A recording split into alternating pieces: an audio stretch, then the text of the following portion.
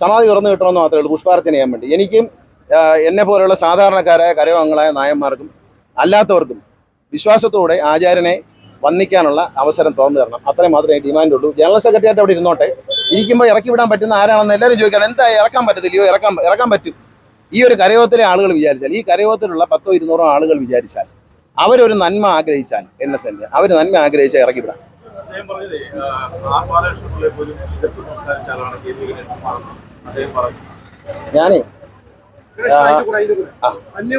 ഞാൻ എൻ്റെ വായും തുറക്കണ്ട. മകളെ പറ്റിയും മകനെ പറ്റിയൊക്കെ കുറേ സാധനങ്ങൾ എൻ്റെ ഇരിപ്പുണ്ട്. കൊച്ചുമക്കളെ പറ്റിയുണ്ട്. എന്നെ കൊണ്ടും തുറപ്പിക്കാതിരിക്കുന്നതാണ് പുള്ളിക്ക് നല്ലത്. എൻ്റെ വായ എന്ന് പുള്ളി വാ തുറന്നു. വാ തുറഞ്ഞാൽ അതിന് മറുപടി, രാഷ്ട്രീയത്തിൽ നിൽക്കുന്ന ആളാണ് ഞാൻ. ഒരാൾ വാ തുറന്നാൽ അതിന് മറുപടി പറയാൻ അറിയാത്തവൻ രാഷ്ട്രീയത്തിൽ വരരുത്. മനസ്സിലായി? ഞാനൊരു പോരാട്ടത്തിന് ഇറങ്ങിയിട്ടുണ്ടെങ്കിൽ എന്നെ സംബന്ധിച്ച് വേറെ ജനറൽ സെക്രട്ടറി കസേരയൊന്നും ഒരു പ്രശ്നമില്ല. എനിക്കിതൊന്നും വേണ്ട. എനിക്കൊരു കരയോഗം അങ്ങോട്ട് ഇരുന്നാൽ മതി. ഒരു താലൂക്ക് യൂണിയൻ സെക്രട്ടറി 23,000 രൂപ ശമ്പളം വാങ്ങുന്നവൻ മകളെ 60 ലക്ഷം രൂപ 70 ലക്ഷം രൂപയ്ക്ക് ലണ്ടനിൽ പഠിപ്പിക്കണമെങ്കിൽ അതിനെക്കുറിച്ചൊക്കെ ഒന്ന് അന്വേഷിക്കുക. പിന്നെ ഒരു കാര്യം എനിക്ക് പറയാനുള്ളൂ, പത്തനാപുരം താലൂക്കിൽ കയറി കരയോഗങ്ങൾ പിരിച്ചുകൂടാ ഇങ്ങനെയുള്ള വേലത്തരങ്ങളും കൊണ്ട് വന്നാൽ ഞാൻ ഇനിയും വാ തുറക്കേണ്ടി വരും. ഇനി തൽക്കാലം വാ തുറക്കാൻ ഉദ്ദേശിക്കുന്നില്ല. ഇന്നലെ ചോദിച്ച ചോദ്യത്തിൻ്റെ ഉത്തരം ഞാൻ നിങ്ങളത് പറഞ്ഞില്ല. നിങ്ങൾ ചോദിക്കൂ, ഞാൻ ഉത്തരം പറയാം. നിങ്ങൾ അവിടെ കിട്ട കാര്യം എന്നോട് ചോദിച്ചു, ഞാൻ അതിൻ്റെ ഉത്തരം പറഞ്ഞു. അല്ലാതെ എല്ലാ ദിവസവും രാവിലെ എണീച്ച് സുകുമാരൻ നായരെ പറയാനോ അത് എനിക്ക് സമയമില്ല. എനിക്ക് ഒരുപാട് ജോലിയുണ്ട്, ഒരുപാട് പണിയുള്ള ആളാണ്. ഇതിൻ്റെ കുറേ അടക്കലല്ല എൻ്റെ പണി. പിന്നെ ജനങ്ങൾ നായർ സമുദായം സംഘടിച്ച് നടത്തുന്ന എല്ലാ ഒറ്റക്കെട്ടായിട്ട് വേണം. ഒറ്റ തിരിഞ്ഞുള്ള പോരാട്ടങ്ങൾക്കൊന്നും ഞാനില്ല. എല്ലാവരും ജനകീയമായി മുന്നേറുമ്പോൾ ഞാനും നിങ്ങളിൽ ഒരാളായി കൂടെ ഉണ്ടാവും. ാനുള്ള അവസരമോ അല്ലെങ്കിൽ ഒരു കോളേജിൽ ഒരു ജോലിയോ സ്കൂളിൽ ഒരു ജോലിയോ കിട്ടുന്നത് സുകുമാരൻ നായരുടെ ഔദാര്യമല്ല, മന്നത്ത് ആചാര്യൻ നിങ്ങൾക്ക് കരുതി വെച്ച അവകാശമാണ് എന്നെല്ലാം നായർ മനസ്സിലാക്കി. മന്നത്ത് ആചാര്യൻ സമുദായ അംഗങ്ങൾക്ക് വേണ്ടി കരുതി വെച്ച അവകാശമാണ്, അല്ല ഒരാളുടെയും ഔദാര്യമല്ല. അതുകൊണ്ട് അത് ഔദാര്യമാക്കാൻ ശ്രമിക്കുമ്പോൾ അതിനെ എതിർക്കേണ്ടത് ജനകീയമായിട്ടാണ്, മാസ്സായിട്ടാണ്, ഒറ്റയ്ക്കല്ല, പ്രസ്താവനകളിലൂടെയല്ല, ഒന്നുമല്ല. വളരെ വ്യക്തതയോടെ ഞാൻ പറയുകയാണ്. നായർ നിരാശരായി കുനിഞ്ഞു നിന്നിട്ട് കാര്യമില്ല. നായർ എന്നും പോരാളികളാണ്. നായർ ഈ നീതിക്ക് വേണ്ടി പോരാടണം എന്ന് മാത്രമേ പറയുന്നുള്ളൂ. എന്നെ വിട്ടേക്ക്. കാരണം ഞാനൊരു പാവപ്പെട്ട, എനിക്കിതൊന്നും ഇല്ലെങ്കിലും കുഴപ്പമില്ല. ഞാൻ സന്തോഷമായിട്ടിരിക്കുന്നത്. എനിക്ക് രാവിലെ എണീച്ച രാത്രി വരെയും നല്ല ജോലിയുണ്ട്, നല്ല ജോലി തിരക്കാണ്. ചുമ്മാ ഇരിക്കുന്ന പരിപാടിയേ. അപ്പോൾ അതുകൊണ്ട് ഒന്നുമില്ലേലും പുസ്തകം എടുത്ത് വായിച്ചുണ്ടെങ്കിലും അതുകൊണ്ട് അത്തരം കാര്യങ്ങളിൽ അഭിപ്രായം പറയുന്നു. ഇറക്കി അതിനകത്ത് കിട്ടുന്ന എന്തെങ്കിലും കൊണ്ട് കഴിഞ്ഞുകൂടാം എന്ന് വിചാരിക്കുന്ന ആ ഒരു നായർ, എനിക്ക് കിട്ടിയത് പോയാലും ഒരു കുഴപ്പമില്ല, എൻ്റെ പ്രസ്ഥാനം നിലനിൽക്കട്ടെ എന്ന് ചിന്തിക്കുന്നവരാണ്. എല്ലാ വിപ്ലവവും തുടങ്ങുന്ന ചെറിയ തോതിലാണ്. ഈ വിപ്ലവം അങ്ങനെ തന്നെ ആകട്ടെ എന്ന് ആശംസിക്കുന്നു. ഞാൻ ഏതായാലും ഇതിനകത്ത് നേതൃത്വം എടുക്കാനും യുദ്ധം ചെയ്യാനും വേറെ ഉണ്ട്. മകൻ്റെ കാര്യമുണ്ട്, മകളുടെ കാര്യമുണ്ട്, കൊച്ചുമക്കളുടെ കാര്യമുണ്ട്. ഇതെല്ലാം എണ്ണി വെച്ച് വിത്ത് റെക്കോർഡുണ്ട്. ധനലക്ഷ്മി ബാങ്കിൻ്റെ രേഖകൾ എൻ്റെ കയ്യിലുണ്ട്. എല്ലാം വരും വെളിയിലോട്ട്. വെറുതെ വന്ന് ഈ പത്തനാപുരം താലൂക്കിൽ വന്ന് ശല്യം ചെയ്യാതെയും പത്തനാപുരം താലൂക്കിലെ കരയോഗക്കാരെ ശല്യം ചെയ്യാതെയൊക്കെ ഇരിക്കുക. എന്നെ പേടിപ്പിക്കാനൊന്നും ശ്രമിക്കണ്ട, എനിക്ക് പേടിയില്ല. അതങ്ങ് കൈവച്ചിരുന്ന NSന്റെ ആചാര്യനുള്ളത് മന്നത്ത് ആചാര്യനാണ്. മറ്റതൊക്കെ അതിന് പുറകെ വന്ന കഥ തുറക്കാൻ തന്നവരും കാപ്പ് കഴിച്ചു കൊടുക്കാൻ തന്നവരൊക്കെ. അതുകൊണ്ട് പിന്നെന്താ, അതിപ്പോൾ അതിനേക്കാളും പാരമ്പര്യമുള്ള ആളുകൾ NS ജോലി ചെയ്ത അധ്യാപകരല്ലേ, പ്രിൻസിപ്പൽമാരല്ലേ, കോളേജ് ലെക്ചർമാരല്ലേ. അതുകൊണ്ട് 50 വർഷത്തെ 64 വർഷം R ബാലകൃഷ്ണനുള്ള NSS താലൂക്ക് യൂണിയൻ്റെ പ്രസിഡന്റ് അല്ലായിരുന്നു. അത്രയും പാരമ്പര്യം എന്തായാലും ഇല്ലല്ലോ.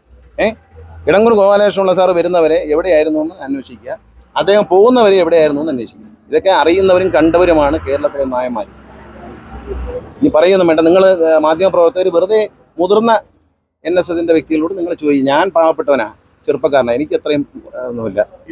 ഞാൻ കാണുമ്പം പണിക്കർ സാറിനെ തടവിലിട്ടേക്കുന്നേ കണ്ടിട്ടുണ്ട്. എന്നാ താൻ കേസുകൂട് എന്നൊരു സിനിമയുണ്ട്. ആ സിനിമയുടെ കണ്ടു കാണത്തില്ല. ആ സിനിമ കണ്ടവർക്കറിയാം. അതിലൊരു പാവപ്പെട്ടവനൊരു കേസ് കൊടുക്കും, അവസാനം ഒരു വലിയ മന്ത്രിയുടെ കസേര അങ്ങ് തെറിക്കും എന്ന് പറഞ്ഞ പോലെ എന്നാൽ താൻ കേസ് കൊടു എന്ന് പറയുമ്പോൾ ഞാൻ കേസ് കൊടുക്കാൻ തൽക്കാലം ഉദ്ദേശിക്കുന്നില്ല. കാരണം മന്നത്ത് ആചാര്യൻ പറഞ്ഞിട്ടുണ്ട് കേസ് കെട്ടുകൾ ഒഴിവാക്കണം. മാത്രമല്ല, ഞാനിപ്പോൾ ഒരു കേസ് കൊടുത്താൽ ശ്രീ സുകുമാരൻ നായർ അദ്ദേഹത്തിൻ്റെ സ്വന്തം പോക്കറ്റിൽ നിന്ന് പൈസ എടുത്ത് കേസ് നടത്തിയിരിക്കണം. അപ്പം ഞാൻ കേസ് കൊടുത്താൽ ഞാൻ വക്കീലിന് ഫീസ് കൊടുക്കണം, കോടതി ഫീസ് കൊടുക്കണം, അങ്ങനെ എല്ലാ കാര്യങ്ങളും ഞാൻ തന്നെ ചെയ്യണം. പക്ഷേ സുകുമാരൻ നായർ മന്നത്ത് ആചാര്യൻ പിടിയരി ശേഖരിച്ചുണ്ടാക്കിയ NSന്റെ പണമെടുത്ത് സുകുമാരൻ നായർ കേസ് നടത്തും.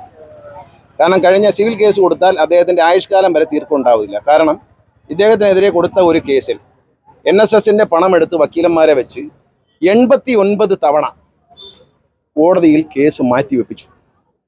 അന്തസ്സുണ്ടെങ്കിൽ കോടതിയിൽ കേസ് വാദിക്കണം. ജഡ്ജി മുമ്പാകെ കേസ് വാദിക്കാത്തതാണ്. വക്കീൽ ചെല്ലുക, അവധി വയ്ക്കുക, പോവുക. ഈ വക്കീലന്മാർക്കെല്ലാം NSSന്റെ പണം എടുത്താണ് ഫീസ് കൊടുക്കുന്നത്.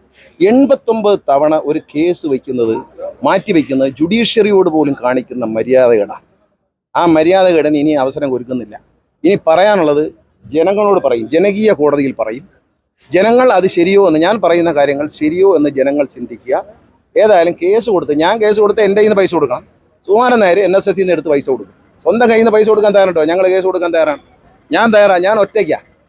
ഞാൻ ആ ഒരു സംഘത്തിലുമില്ല. ഞാൻ എല്ലാവരോടും പറഞ്ഞു തരുന്നുണ്ട്, കരയോഗത്തിലെ അംഗത്വം ആരും ഉപേക്ഷിക്കരുത്. എല്ലാവരും NSSൻ്റെ ഉള്ളിൽ നായർ സർവീസ് സൊസൈറ്റി കൊണ്ടുവരണം. നായർ കൃത്യസമാജം എന്ന പേരിൽ മന്നത്താചാര്യൻ തുടങ്ങിയ ഈ മഹാപ്രസ്ഥാനത്തിൻ്റെ ഉള്ളിൽ നിൽക്കുക. പുറത്ത് പോകരുത്. പുറത്ത് പോകുന്ന ഇവർക്കൊരു അവസരമാണ്. അതുകൊണ്ട് പുറത്ത് പോകരുത്. അനീതി ചെയ്യുന്നവർ പിടിക്കപ്പെടണം. അതുകൊണ്ട് കേസ് കൊടുക്കുന്ന പ്രശ്നമില്ല. കാരണം കേസ് കെട്ട് പാടില്ല എന്ന് മന്നത്താചാര്യൻ പറഞ്ഞിട്ടുണ്ട്. കേസ് കൊടുത്താൽ NSSൻ്റെ പണമാണ് നഷ്ടപ്പെടുന്നത്. ഇപ്പം ഞാൻ അധ്വാനിച്ചുണ്ടാക്കിയ പൈസ ഞാൻ വക്കീലിന് കൊടുക്കുന്നതിന് എനിക്ക് വിഷമമില്ല. ആ 43 പേർക്ക് ജോലി കൊടുത്തു എന്ന് ദേവദാരുവിലെ ഇത്തിൽ കണ്ണികൾ എന്ന പുസ്തകത്തിൽ പറയുന്നുണ്ട്. അത് കൃത്യമായ എവിഡൻസോടുകൂടിയാണ് പറയുന്നത്. 43 അല്ല 44ആയി. അദ്ദേഹം ഇന്നലെ നിങ്ങളോട് പറഞ്ഞത് ബന്ധുക്കൾക്ക് കൊടുക്കുന്നല്ലേ പറയുന്നത്. ഞാൻ മക്കൾക്കൊന്നും കൊടുത്തില്ല. കൊച്ചുമോന് 2 മാസം മുമ്പ് ലാബ് അസിസ്റ്റൻ്റായിട്ട് +2 ജോലി കൊടുത്തിട്ടുണ്ട്. കൊച്ചുമോന്, മകളുടെ മകന്. പിന്നെ ധനലക്ഷ്മി ബാങ്കിൽ നിന്ന് എന്തിന് പൈസ എടുത്ത് മാറ്റി, എന്തിന് തിരിച്ചിട്ടു, നമ്മൾ ചിന്തിക്കണം. അതുപോലെ തമിഴ്നാട്ടിലുണ്ടായിരുന്ന ശ്രീ അയ്യപ്പ കോളേജ്, അത് മന്നത്താചാര്യൻ്റെ ജീവചരിത്രത്തിൽ പറയുന്നു, തമിഴ്നാട്ടിൽ ശ്രീ അയ്യപ്പ എന്നൊരു കോളേജ് വാങ്ങി എന്ന അഭിമാനത്തോടെ അദ്ദേഹത്തിൻ്റെ ജീവചരിത്രത്തിൽ പറയുന്നു. ആ കോളേജ് എവിടെ? ആ കോളേജിൻ്റെ ഇപ്പോഴത്തെ മാനേജർ ആരാണ്? ആ കോളേജിൻ്റെ ഇപ്പോഴത്തെ ഉടമസ്ഥരാരാണ്? ആ കോളേജിൻ്റെ സ്ഥിതി എന്താണ്? എൻ്റെ ഉത്തരം ചോദിക്കുമ്പം കൊഞ്ഞനം കുത്തിയാൽ മതിയോ? ചോദിക്കുന്ന ചോദ്യത്തിന് ഉത്തരം പറയണം. ഞാൻ കൊണ്ടുവന്ന് കേസ് കൊടുക്കാം.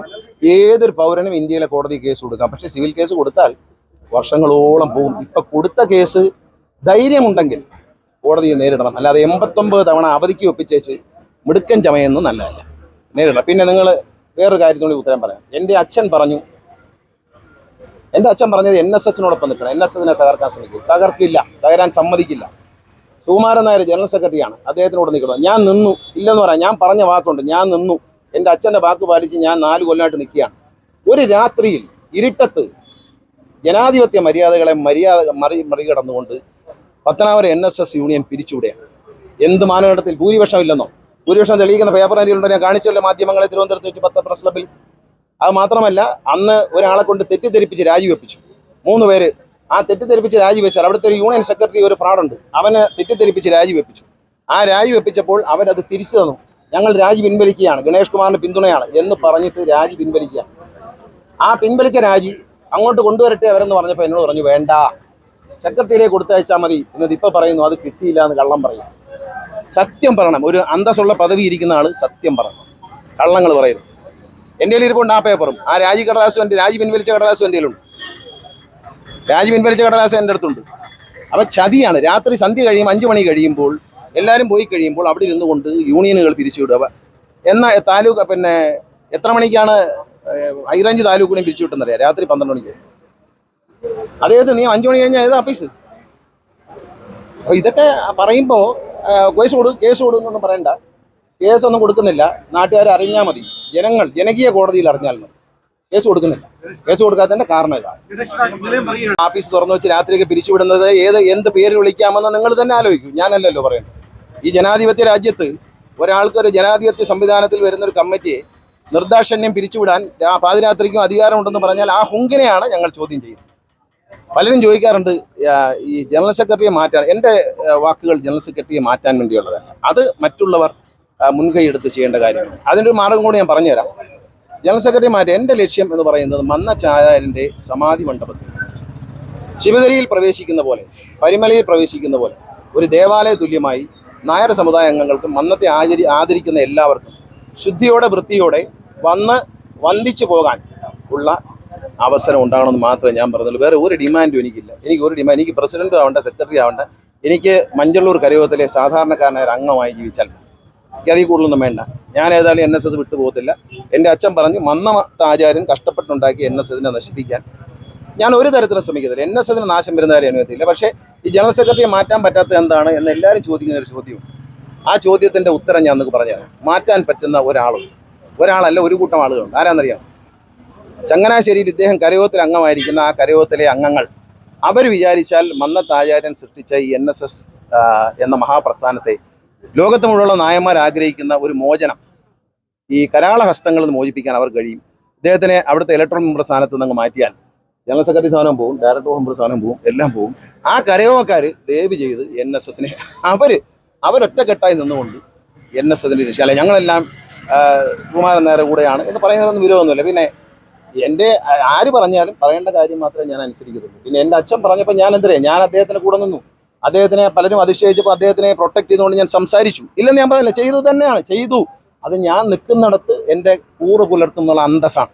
ഞാൻ ഇരുട്ടത്ത് വേല വയ്ക്കുന്ന ആളല്ല, പരസ്യമായിട്ട് പറഞ്ഞിട്ടേ ചെയ്യുള്ളൂ. അങ്ങനെ ചെയ്തപ്പോൾ നമ്മളെ പുറം കാലം കൊണ്ട് അടിക്കുക, ഒരടി അടിച്ചു, രണ്ടടി അടിച്ചു. ഇതെല്ലാം കണ്ടിട്ട് പിന്നെയും കാലേ കിടന്ന് തൂങ്ങാൻ അത്ര നാണം കെട്ടവനാണോ ഗണേഷ് കുമാർ? അല്ല. അതുകൊണ്ട് തന്നെയാണ് പറഞ്ഞത്.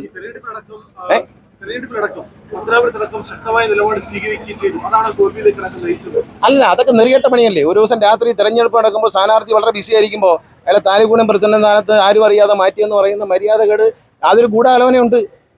ഇവിടുത്തെ UDF സ്ഥാനാർത്ഥിയുമായി ചേർന്ന് സുകുമാരൻ നായർ ഗൂഢാലോചനയുണ്ട്. ഇല്ലെന്നങ്ങനെ പറയുന്നത് അത്രയ്ക്ക് മാന്യനൊന്നും അല്ല.